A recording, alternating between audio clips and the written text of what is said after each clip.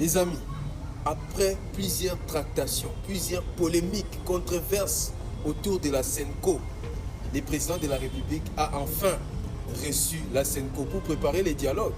Vous aurez la réponse ici. Regardons.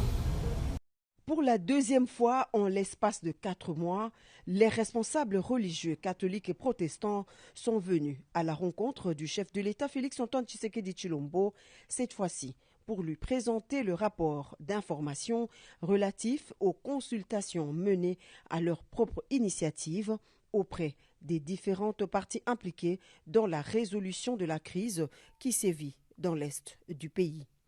Comme le 3 février dernier, c'est suite à sa demande que la délégation conjointe SENCO-ECC, conduite cette fois-ci par Monseigneur Donatien Chollet, secrétaire général de la SENCO, a souhaité partager les conclusions de sa tournée aux garants de la nation.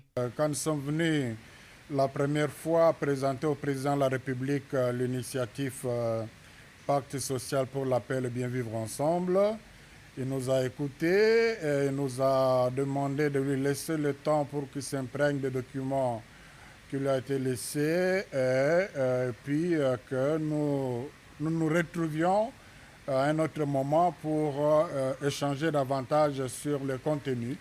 C'est ce qui a été fait aujourd'hui et il a pris le temps de nous écouter.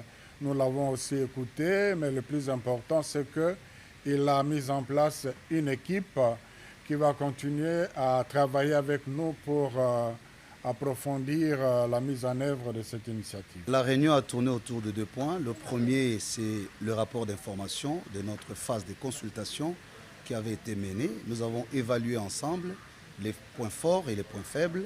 Et le deuxième point, c'est que il a décidé de mettre en place une équipe qui va travailler avec nous pour voir ce que seront les prochaines étapes.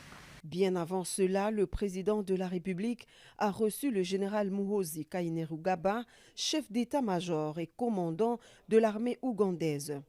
En séjour de travail à Kinshasa depuis le vendredi dernier, dans le cadre de l'évaluation de l'opération militaire conjointe FRDC-UPDF avec son homologue congolais, le général Jules Banza Mouilamboué, le chef d'état-major général de l'armée ougandaise, a profité de son passage dans la capitale congolaise pour présenter ses civilités au président de la République, commandant suprême des forces armées.